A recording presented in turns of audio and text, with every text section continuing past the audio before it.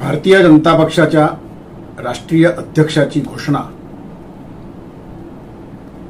या महिन्याच्या अखेरीस होईल अशी अपेक्षा आहे.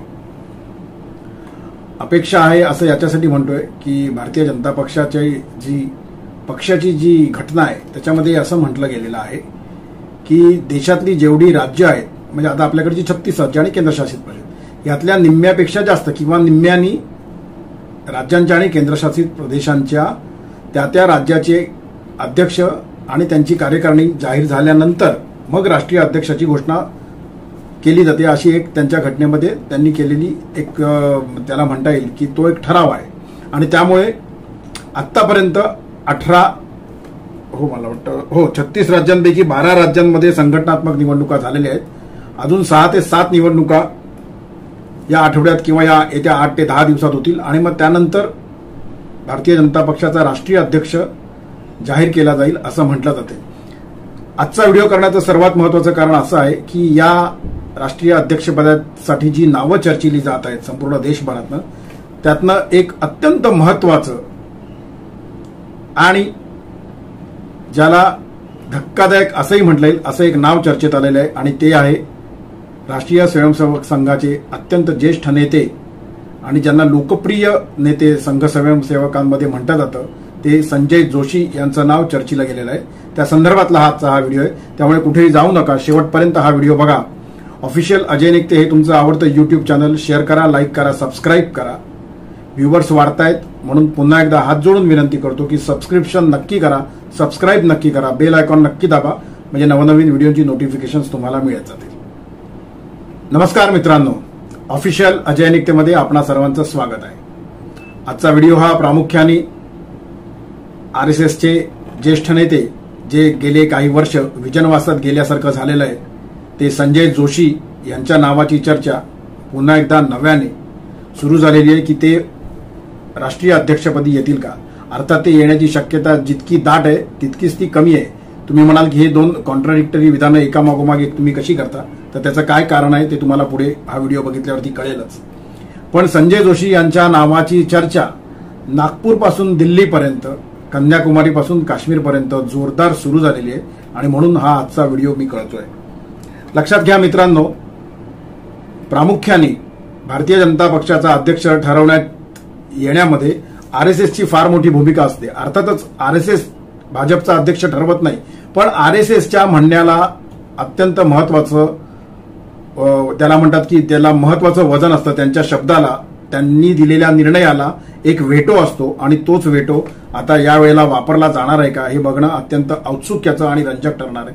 याचं कारण असं आहे, 2014 नंतर नरेंद्र मोदी आणि अमित शहा यांचा जो उदय झाला त्याच्यानंतर असं म्हटलं जातं की भारतीय जनता पक्षाचा अध्यक्ष हा आरएसएसला सांगून किंवा आरएसएसला विचारूनच केला जायचा, पण त्याच्यामध्ये नरेंद्र मोदी आणि अमित शहा यांना जो पसंत पडेल, यांच्या जो जवळचा आहे, केंद्रीय नेतृत्व ज्याला म्हटलं जातं मोदी आणि शहा यांचं, त्यांच्याशी ज्याची कम्फर्ट झोन आहे, ज्याचा कम्फर्ट लेवलची झोन आहे, तो अध्यक्ष 2014 पासून भारतीय जनता पक्षाने नेमायला सुरुवात केली असं म्हटलं जाते. हे माझं म्हणणं नाहीये, हे दिल्लीपासून गल्लीपर्यंत सर्व ठिकाणी ज्यांना ज्यांना आरएसएस आणि भाजप जवळनं माहिती आहे, ज्यांना ज्यांना राजकीय पक्ष आणि त्यांचे घटना आणि त्यांचे अध्यक्ष कसे निवडले जातात हे माहिती आहे, ज्यांना ज्यांना राजकीय धोरणांची आणि धुरीणांची माहिती आहे, ती लोक, ते राजकीय विश्लेषक, ते सजग प्रेक्षक, ते सजग नागरिक याची चर्चा नेहमी करत असतात. आणि म्हणून मी म्हटलोय की आज जे नाव, आज म्हणण्यापेक्षा गेले 1-1.5 महिने जे नाव पुन्हा प्रामुख्याने जोरदार चर्चेलं जात आहे ते संजय जोशी यांचा जन्म 6 एप्रिल 1962 रोजी नागपूर येथे झाला. त्याच्यानंतर ते नागपूरमध्ये त्यांनी जी सुरुवात केली त्यांच्या संघाच्या कामासाठी, पण त्यानंतर संघाचं काम करता करता त्यांना 1990 मध्ये महाराष्ट्रातनं गुजरात येथे पाठवण्यात आलं. गुजरातमध्ये पाठवण्यात आल्यानंतर संजय जोशी हे खरं तर मेकॅनिकल इंजिनियर आहेत, अत्यंत शिकलेला आणि अत्यंत सुबुद्ध, सुजाण आणि ज्याला म्हणतात जातं की जे संघाच्या कार्यकर्त्यांमध्ये, केवळ नेत्यांमध्येच नाही, संघाच्या नेतृत्वामध्ये नाही किंवा संघाची जी पहिली दुसरी फळी आहे त्याच्यामध्येच नाही, तर अत्यंत तळागाळात जे संघाचे कार्यकर्ते, संघ स्वयंसेवक जे कार्यरत असतात त्यांच्यामध्ये अत्यंत लोकप्रिय असणारा हा चेहरा संजय जोशी यांचा मानला जातो.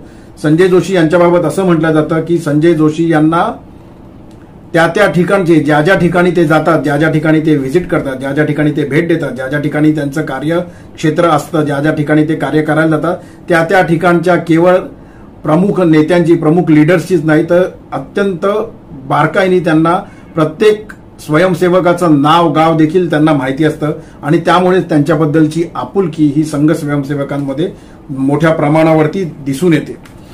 अर्थात त्यांचं एकट्याचंच नाव या अध्यक्षपदासाठी चर्चेलं जात आहे का, तर तसं नाहीये.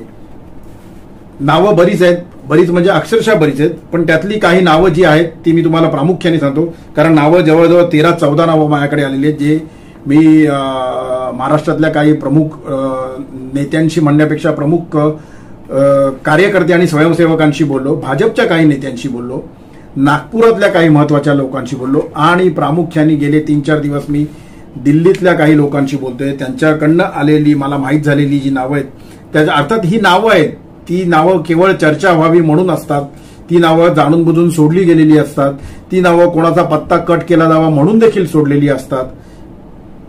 म्हणजे जे गणित सर्वच पक्षांमध्ये बोललं जातं, सर्वच पक्षांमध्ये खेळलं जातं, लोकशाही ही सर्व पक्षांमध्ये असते, अर्थात ती बोलण्यापुरतं असते.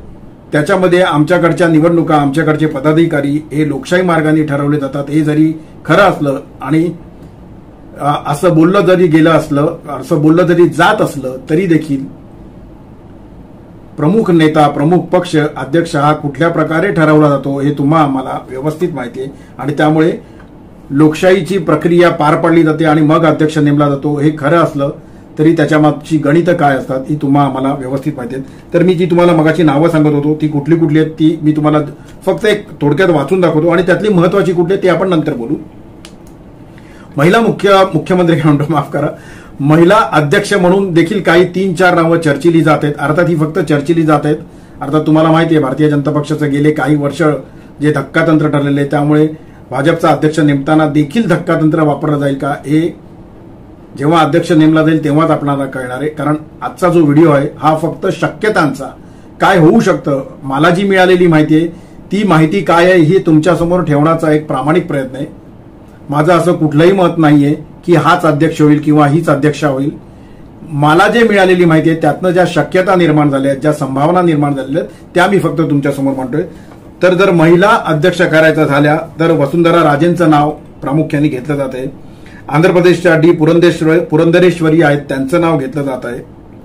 व्ही श्रीनिवासन ज्या तामिळनाडूच्या आहेत, ज्यांनी कमल हसनला हरवून ज्या आमदार झालेल्या आहेत कोइंबतूरमधनं, त्यांचं नाव घेतलं जात आहे. आणि गंमत म्हणजे, आश्चर्य म्हणजे निर्मला सीतारामन यांचं नाव देखील चर्चेसाठी म्हणून घेतलं जाते. अर्थात ही जी नावं मी तुम्हाला सांगतोय ही फक्त चर्चेची नावं आहेत. त्यातलं काही नावं आहेत ही प्रामुख्याने ज्याला म्हणतात आपण की फ्रंट रनर आहेत, ती कुठली आहेत ती देखील आपण बघूया. प्रल्हाद जोशींचं नाव घेतलं जातंय, केशवप्रसाद मौर्यांचं नाव घेतलं जातंय, पंडित संजय कुमारांचं नाव घेतलं जातंय, मनोज सिन्हा यांचं नाव घेतलं जातंय, शिवराज सिंग चौहान, शिवराज मामा ज्यांना म्हटलं जातं त्यांचं नाव घेतलं जातंय, भूपेन यादवांचं नाव घेतलं जातंय, जे किशन रेड्डींचं नाव घेतलं जातंय, मनोहरलाल खट्टर प्रमुख माणूस, प्रमुख नेतृत्व भाजपमधलं त्यांचं नाव घेतलं जातंय आणि धर्मेंद्र प्रधान यांचं नाव देखील घेतलं जातंय. पण एक लक्षात घ्या मित्रांनो, भारतीय जनता पक्षाचा अध्यक्ष हा एखाद्या पर्टिक्युलर विभागातला असेल, एखाद्या पर्टिक्युलर जातीचा असेल, एखाद्या पर्टिक्युलर जमातीचा असेल.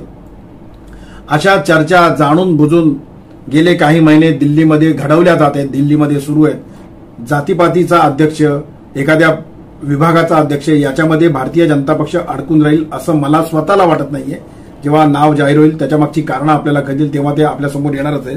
पण मला असं वाटतं की बीजेपी आणि आरएसएस या दोघांमध्ये सहमतीनेच आजपर्यंत अध्यक्ष ठरवले गेलेले आहेत. अर्थात मी जे तुम्हाला मगाशी म्हणालो त्याप्रमाणे 2014 नंतर जरी मोदी आणि शहा यांच्या आवडीचा किंवा यांच्या निवडीचा अध्यक्ष केला गेलेला असला तरी ती नावं आरएसएसला सोपवली गेलेली आहेत, ती नावं आरएसएसला सुचवली गेलेली आहेत आणि आरएसएस कडनं त्याच्यावरती ग्रीन सिग्नल आल्यानंतरच ते नाव जाहीर झालेले आहे. मी असं म्हणत नाही की आरएसएसने विरोध केल्यानंतर देखील मोदी आणि शहानी त्यांना अध्यक्ष नेमला असेल, तसं अजिबात घडलेलं नाहीये. पण ज्याला म्हणतात ना की जो एक शब्द प्रमाण असतो, ज्याला व्हेटो म्हटला जातो, तो वेटो कधी कधी मोदी आणि शहा वापरतात, तर कधी कधी आरएसएसचे प्रमुख धुरीण देखील वापरत असतात. आणि त्यामुळे मी जे म्हटलंय ते की भाजप आणि आरएसएस ही या दोन्ही संघटना किंवा एक पक्ष आणि एक संघटना तळागाळातनं आलेल्या कार्यकर्त्याच्या, तळागाळातनं आलेल्या नेतृत्वाचा अत्यंत बारकाईने अभ्यास करतात आणि त्याचा विचार अत्यंत सिरियसली, अत्यंत गांभीर्याने कुठल्याही पदावरची नेमणूक केला जात असताना विचारात घेतला जातो. आणि त्यामुळे आजपर्यंतचे नॉर्थचे झालेत, आजपर्यंतचे साऊथचे झालेत, वेस्टचा एकही झालेला नाहीये, म्हणजे पश्चिम विभागाचा किंवा पूर्व विभागाचा, म्हणून त्यांना प्राधान्य देण्यात येईल. तर असं काही होईल असं मला स्वतःला वाटत नाहीये. जो माणूस संघटनेशी जवळ असेल, जो माणूस आरएसएसशी जवळ असेल, जो माणूस तळागाळापर्यंत काम करून येणारा असेल, असा माणूस भारतीय जनता पक्षाच्या राष्ट्रीय अध्यक्षपदी नेमला जाईल असं मला असा माझा स्वतःचा एक होरा आहे असं म्हणायला काही हरकत नाही.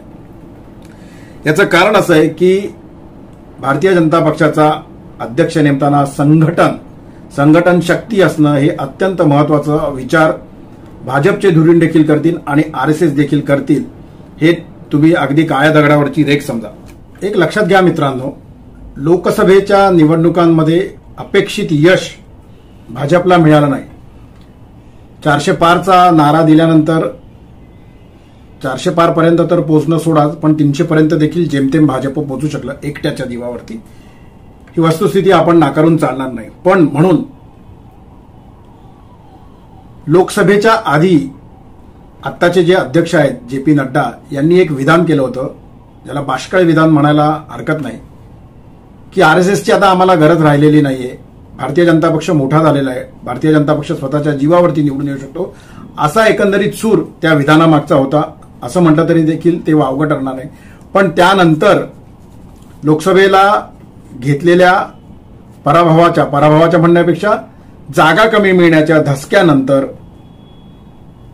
भाजपमध्ये जी काही उलथापालथ झाली, उलथापालथ म्हणजे विचारांची उलथापालथ म्हणूया आपण, आणि त्यानंतर आरएसएसनी हरियाणा, दिल्ली, जम्मू काश्मीर आणि प्रामुख्याने महाराष्ट्र याच्यामध्ये पुन्हा एकदा जोरकस मुसंडी मारली आणि सर्व ज्याला म्हणतात की जी संघटनेची ताकद असते, जी संघटनेचं मॅनेजमेंट असतं, ज्याला मायक्रो मॅनेजमेंट म्हणायला हरकत नाही, ते प्रामुख्याने हरियाणा, दिल्ली आणखीन महाराष्ट्रामध्ये आपल्याला दिसलं, जे आरएसएसनी स्वतःच्या हातात घेतलं होतं.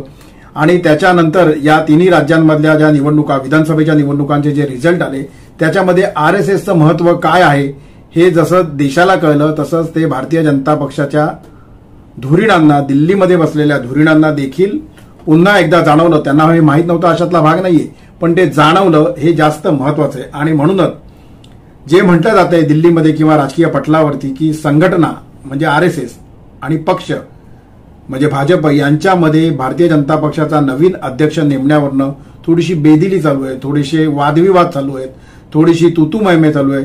तर असं काही असेल असं मला वाटत नाही. अर्थात ते नसेलच अशातला भाग नाही, पण त्याचं स्वरूप एवढं मोठं असेल की भाजपच्या धुरीणांना मान्य नसताना आरएसएस अध्यक्षचं नाव सुचवेल आणि ते त्यांच्या मनाप्रमाणे घडवून आणेल, किंवा भाजपचे धुरीण ज्यांना म्हणता येईल दिल्लीत बसणारे, सरळ स्पष्ट नावं घ्यायची झाली तर मोदी आणि शहा, हे यांच्या मनाप्रमाणे त्यांच्या स्वतःला जे वाटतात त्यांच्या मर्जीनी जो चालेल, जो त्यांना ओव्हरटेक करणार नाही, ज्याला असं म्हणतात जातं राजकारणात ओव्हरटेक करणं म्हणजे काय हे तुम्हाला जास्त व्यवस्थित माहिती आहे, तर तसा करणार नाही असा माणूस देईल आणि त्याला आरएसएस मान डोलवेल असं देखील होणार नाही.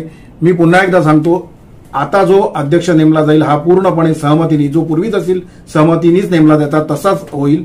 पण त्याला एखाद्या पक्षाचा काय म्हणतो, एखाद्या विभागाचा, एखाद्या जातीचा, एखाद्या समुदायाचा तो असेल असं मला वाटत नाही. तसा काय होईल असं मला वाटत नाही. अर्थातच पक्ष कुठलाही घ्या भारतातला, त्याच्याकडे त्या पक्षामध्ये तिकीट वाटप करताना, पदाधिकारी नेमताना जातीची, धर्माची म्हणूया नको भाजपमध्ये, तसं काही म्हणायला वाव नाहीये, पण जातीची, विभागाची, त्या समूहाची समीकरणं, त्या समूहाची ज्याला म्हणता येईल की बेरजेचं राजकारण केलं जातं, बघितलं जातं. हे निर्विवाद सत्य आहे, पण ते एवढ्या प्रमाणावरती बघितलं जात नाही जे इतर पक्षांमध्ये बघितलं जातं.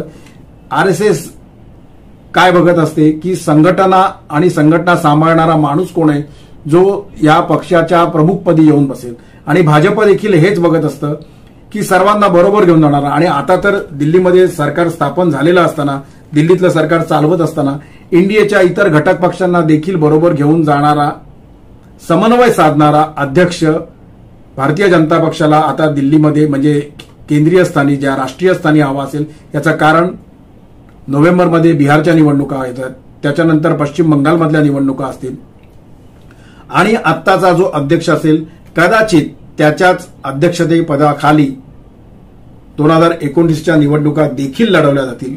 3 वर्षाचा कालावधी असतो, पण तो 3 वर्षाचा कालावधीच इथे विचारात घेतला जाईल का, 3 वर्षानंतर आपण याच्यावरती चर्चा करणं जास्त सोयीस्कर ठरणार आहे.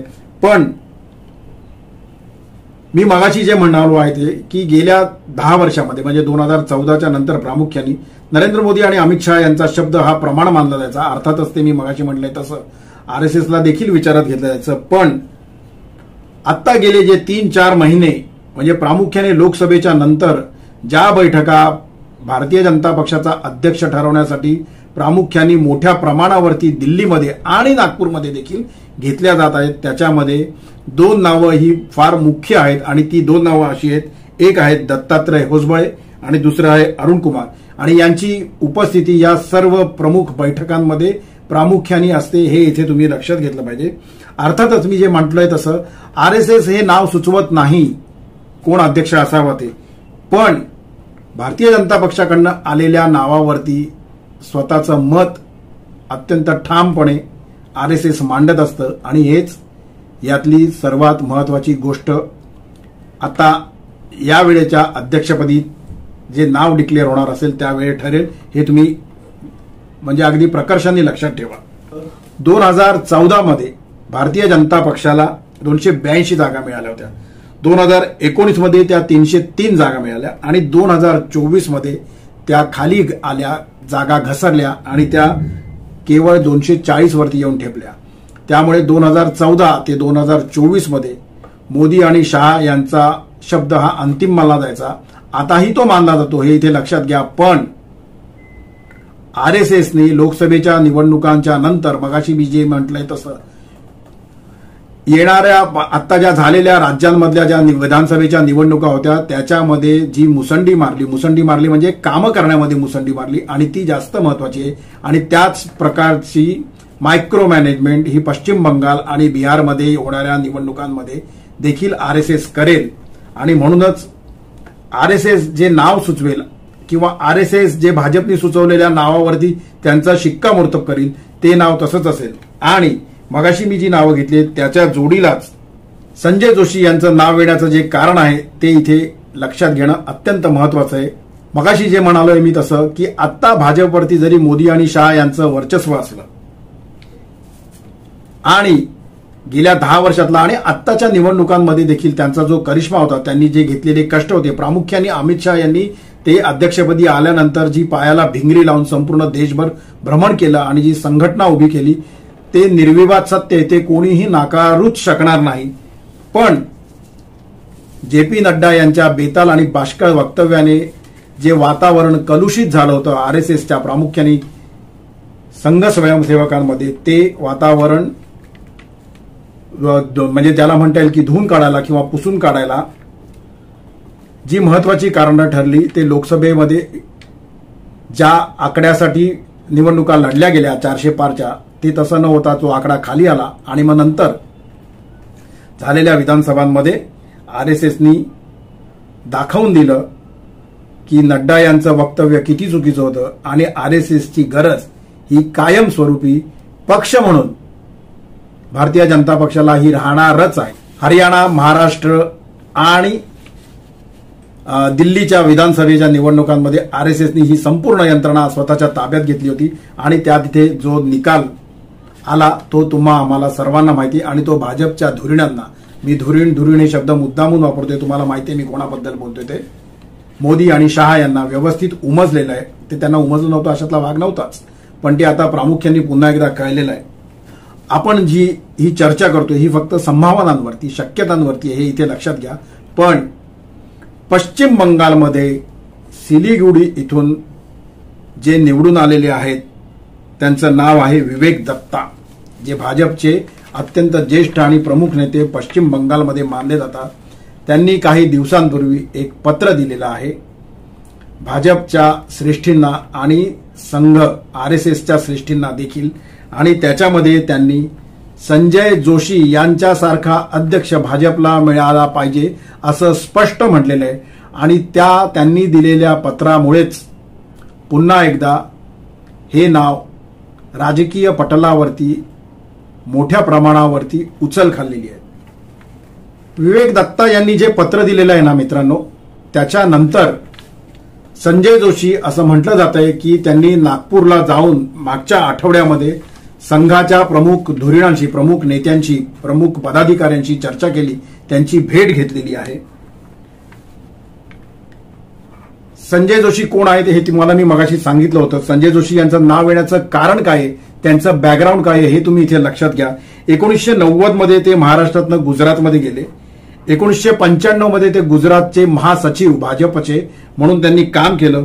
13 वर्ष, तब्बल 13 वर्ष त्यांनी तिथे काम केलं आणि त्याच्यानंतर ते दिल्लीमध्ये गेले. 2001 मध्ये त्यांचे नरेंद्र मोदी यांच्याबरोबर मतभेद झाले आणि त्याच्यानंतर त्यांना दिल्लीत पाठवण्यात आलं आणि मग तिथे त्यांच्यावरती एक प्रकारचं बालंट, सीडी प्रकरणाचं बालंट आलं. त्याच्यातनं त्यांना पूर्णपणे क्लीन चिट मिळाली, त्याच्यामध्ये त्यांचा कुठल्याही प्रकारचा दोष नव्हता हे सिद्ध झालं आणि त्याच्यानंतर ते विजनवासात गेले. काही काळ नितीन गडकरी अध्यक्ष झाल्यानंतर त्यांना पुन्हा एकदा प्रमुख प्रवाहामध्ये भारतीय जनता पक्षाचं आणलं गेलं होतं. मग त्याच्यानंतर मुंबईचं अधिवेशन झालं. मुंबईच्या अधिवेशनामध्ये नरेंद्र मोदी यांनी मी येणार नाही जोपर्यंत संजय जोशी यांचा राजीनामा घेतला जात नाही असं स्पष्ट सांगितलं.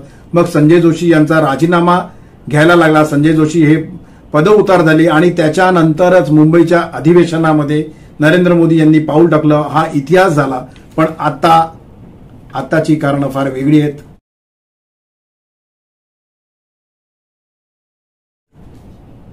पुलाखालनं बरंच पाणी वाहून गेलेलं आहे आणि त्यामुळे संजय जोशी यांचं नाव पुन्हा एकदा भारतीय जनता पक्षाच्या राष्ट्रीय अध्यक्षपदासाठी चर्चेमध्ये आलेलं आहे. आणि हे चर्चेमध्ये आल्यानंतर दिल्लीमध्ये आणि महाराष्ट्रामध्ये आणि जिथे जिथे भारतीय जनता पक्षाचा अध्यक्ष कोण व्हावा, कोण असेल याच्या चर्चा सुरू असतात, तिथे एक दबक्या आवाजात चर्चा अशी असते की नरेंद्र मोदी आणि अमित शहा हे संजय जोशी यांच्या नावाला मान्यता देतील का? संघ आणि भाजप यांच्या समन्वयानेच तो अध्यक्ष नेमला जाईल. त्यामुळे संजय जोशी होणार आहेत का संजय जोशी यांच्यावरती अध्यक्ष वेगळा नेमला जाऊन संजय जोशी यांच्यावरती एक वेगळ्या प्रकारची जबाबदारी देण्यात येईल, हे येणारा काळ आपल्याला सांगणारच आहे. म्हणून मी मगाशी म्हणालो की आपण जी काही मगाशी नावं सांगितली ह्या संभावना होत्या, या शक्यता होत्या, त्यातलाच एखादा होईल असंही नाही. धक्कातंत्र म्हणून उद्या अनुराग ठाकूर देखील येऊ शकतात किंवा मगाशी मी जे तुम्हाला नाव सांगितलं सुनील बन्सल देखील येऊ शकतात. कोण होईल ते आपल्याला कळणारच आहे. ज्या संजय जोशी यांनी बॅरिस्टर जिना प्रकरणामध्ये लालकृष्ण अडवाणी यांचा राजीनामा मागण्याचं धैर्य आणि धाडस दाखवलं होतं आणि त्यांना तत्कालीन भाजपच्या सर्व पदाधिकाऱ्यांनी पाठिंबा दिला होता. आणखीन लालकृष्ण अडवाणींना बॅरिस्टर जिना प्रकरणामध्ये राजीनामा देणं भाग पाडलं होतं. ते संजय जोशी किती धाडसी असतील, कुठल्या प्रकारचं काम करत असतील, त्यांचं कॅलिबर काय असेल हे इथे मुद्दामून तुम्ही लक्षात घ्या.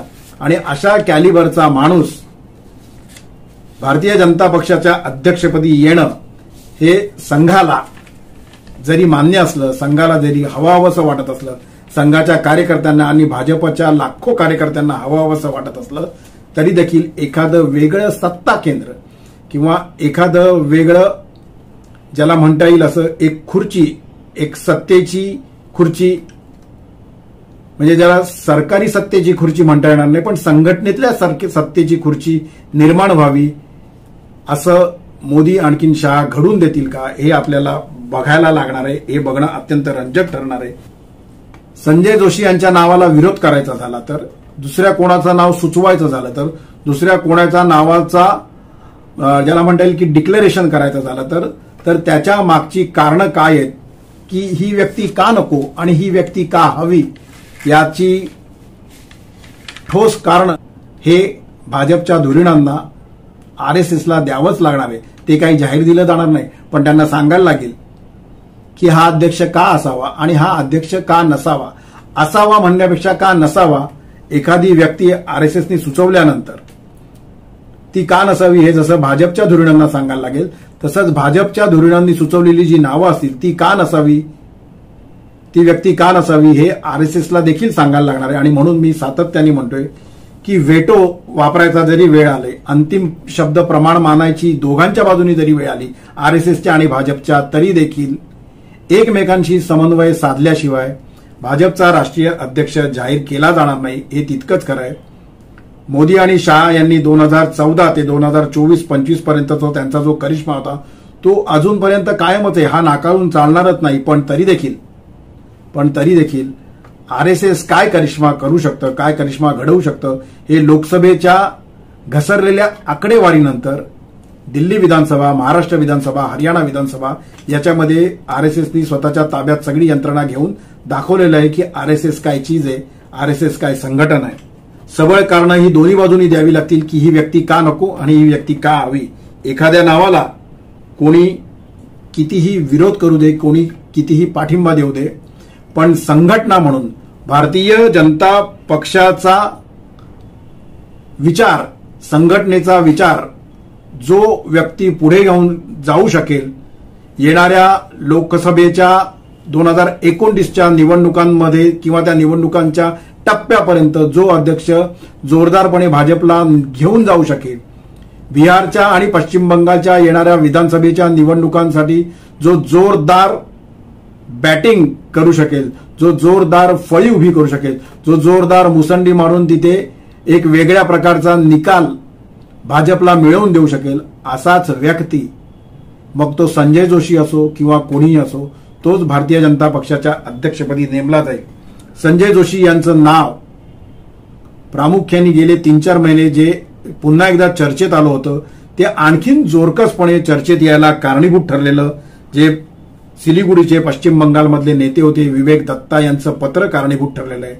विवेक दत्ता यांचं पत्र हे कोणी द्यायला लावलेलं आहे का, त्याच्या मागची राजकारणातली समीकरणं काय आहेत हे भारतीय जनता पक्षाचा अध्यक्ष जाहीर झाल्यानंतर आपल्याला कळणारच आहे. पण संजय जोशी हे नाव भारतीय जनता पक्षाच्या धुरीणांना असंच आता तरी किमान नाकारता येणार नाही. त्या नावावरती चर्चा केली जाईल, त्या नावावरती चर्चा सुरू आहे.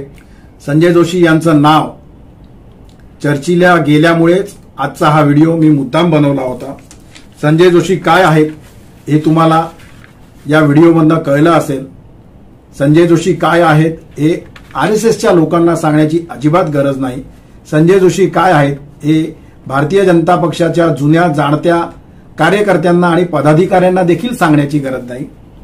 हिंदूंचा, सनातनींचा कुंभमेळा जो जोरदार साजरा झाला, ज्याला तब्बल 66 ते 67 कोटी हिंदूंनी उपस्थिती लावली, त्याच्यानंतर भारतीय जनता पक्षाकडे बघण्याचा दृष्टिकोन हा संपूर्ण देशातनं बदललेला आहे. मी सरकार म्हणून म्हणत नाहीये, मी पक्ष म्हणून बोलतोय. आणि त्यामुळे सनातनी धर्माचा झेंडा पुढे नेणारा, आरएसएसचा झेंडा पुढे नेणारा, त्यांची विचारसरणी पुढे नेणारा आणि त्याच जोडीने भारतीय जनता पक्षाला पक्ष म्हणून एनडीएच्या साथीनी, एनडीएच्या साथीदारांना घेऊन चालणारा, समन्वय साधणारा एक अध्यक्ष भारतीय जनता पक्ष देईल अशी आपण अपेक्षा करूया. आजचा व्हिडिओ हा केवळ भारतीय जनता पक्षाचा होणारा राष्ट्रीय अध्यक्ष कोण असेल आणि त्याच्यामध्ये संजय जोशी यांचं नाव पुन्हा एकदा काय एवढं चर्चेला जायला लागलं यापुरताच मर्यादित होता. हा व्हिडिओ तुम्हाला कसा वाटला त्याबद्दल तुम्ही नक्की कमेंट करा, व्हॉट्सअपच्या माध्यमातून मला नक्की कळवा. ऑफिशियल अजय निकते हे यूट्यूब चॅनल शेअर करायला, लाईक करायला आणि सबस्क्राईब करायला अजिबात विसरू नका. बेल आयकॉन नक्की दाबा म्हणजे नवनवीन व्हिडिओची नोटिफिकेशन्स तुम्हाला मिळतील. पुन्हा एकदा विनंती करतो, सबस्क्रिप्शन नक्की करा. सबस्क्रिप्शन वाढलं पाहिजे ही विनंती मी तुम्हाला करतो. याचं कारण असं आहे, व्ह्युअर्स वाढतायत पण मला सबस्क्रिप्शन हवंय आणि त्यासाठी पुन्हा एकदा तुम्हाला हात जोडून विनंती करतो, ऑफिशियल अजय निकते हे यूट्यूब चॅनल नक्की सबस्क्राईब करा. आपली रजा घेतो. धन्यवाद.